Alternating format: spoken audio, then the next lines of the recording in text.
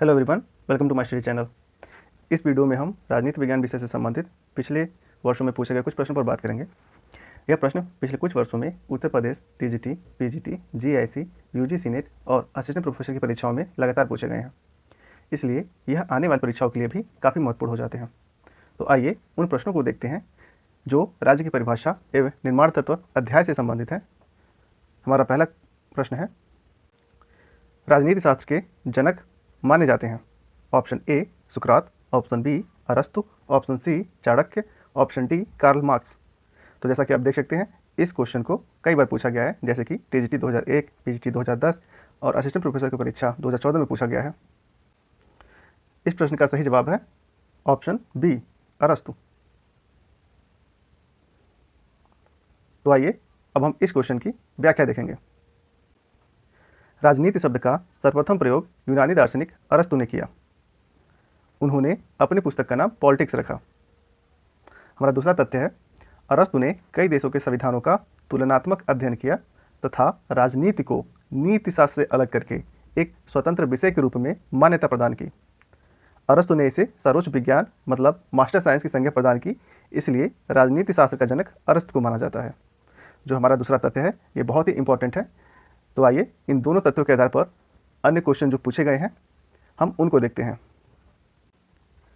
हमारा अगला प्रश्न है, राजनीति विज्ञान को स्वतंत्र विज्ञान का रूप किस विचारक ने दिया। इस प्रश्न को टीजीटी परीक्षा 2011 में पूछा जा चुका है। हमारा ऑप्शन ए है प्लेटो, ऑप्शन बी है मार्क्स, ऑप्शन सी है अरस्तु और ऑप्शन डी है हीगल।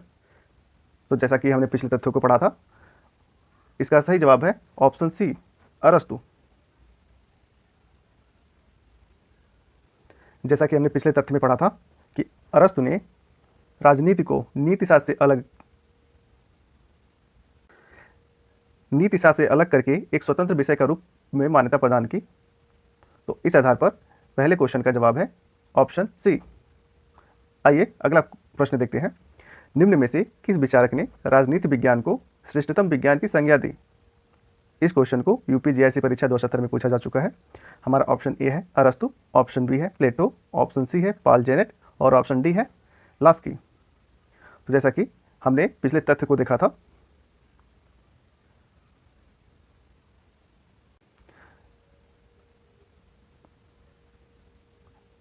अरस्तु ने जब राजनीति को नीतिशास्त्र से अलग किया तो इसे सर्वोच्च विज्ञान की संज्ञा प्रदान की। तो हमारा अगले क्वेश्चन का जवाब है अरस्तु। तो आइए हम अपने अगले क्वेश्चन को देखते हैं, अरस्तु किसको वरीयता देता है। इस प्रश्न को टीजीटी परीक्षा 2016 में पूछा जा चुका है। हमारा ऑप्शन ए है अल्पतंत्र, ऑप्शन बी है पॉलिटी, ऑप्शन सी है लोकतंत्र और ऑप्शन डी है राजतंत्र। तो जैसा कि हमने पिछले तथ्यों को देखा था, अरस्तु के बुक का नाम पॉलिटी था।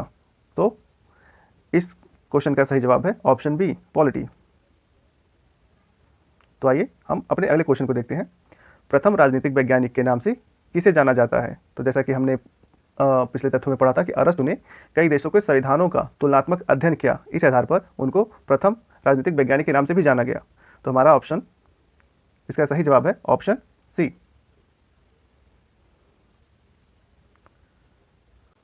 तो ये रहा हमारा क्वेश्चन नंबर 1 का पूरा एनालिसिस, जो दो तथ्यों के आधार पर करीब 5 क्वेश्चन पूछे गए हैं।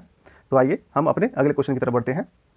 प्रश्न संख्या 2, आधुनिक काल में राज्य शब्द का सर्वप्रथम प्रयोग किस राजनीतिक विचारक ने किया। जैसा कि आप देख सकते हैं, इस क्वेश्चन को पीजीटी परीक्षा 2002, 2009, यूपी टीजीटी परीक्षा 2016 में पूछा जा चुका है। हमारा ऑप्शन ए है प्लेटो, ऑप्शन बी है अरस्तु, ऑप्शन सी है मैकियावेली और ऑप्शन डी है हॉब्स। तो दोस्तों, जैसा कि क्वेश्चन आप देख सकते हैं, आधुनिक काल में ये पूछा गया है, मतलब कि 16वीं शताब्दी के आसपास की बात है ये। तो राज्य शब्द का जो सर्वप्रथम प्रयोग किया गया वो मैकियावेली के द्वारा किया गया। तो हमारा सही जवाब है ऑप्शन सी। और इसके पहले यूनानी राजनीतिक वैज्ञानिकों ने या फिर कहो विचारकों ने राज्य के स्थान पर नगर राज्य शब्द का इस्तेमाल किया था।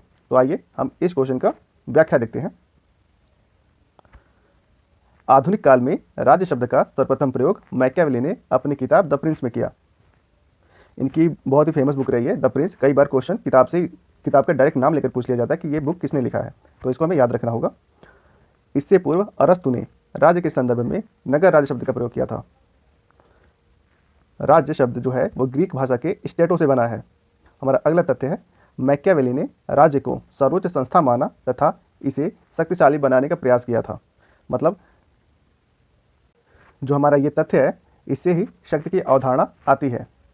तो आइए इन तथ्यों के आधार पर जो क्वेश्चन पूछे गए हैं विगत वर्षों में, हम उनको देखते हैं। राज्य को सर्वोच्च संस्था किसने माना? इस क्वेश्चन को राजस्थान पीजीटी परीक्षा 2014 में पूछा जा चुका है। हमारा ऑप्शन ए है मार्क्स, ऑप्शन बी है मैकियावेली, ऑप्शन सी है रूसो और ऑप्शन डी है प्लेटो।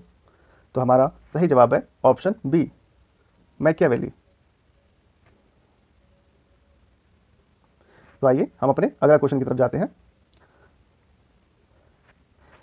शक्ति की अवधारणा सर्वप्रथम किसने दी? तो जैसा कि हमने पिछले तथ्यों को देखा था, इस प्रश्न को पीजीटी परीक्षा 2010 में पूछा जा चुका है। तो जैसा कि हमने पिछले तथ्यों को देखा था कि शक्ति की अवधारणा सर्व संस्था, जब राज्य को सर्व संस्था माने हैं मैकियावेली ने, तो वहां से आई थी। तो हमारा जवाब होगा इसमें ऑप्शन सी, मैकियावेली।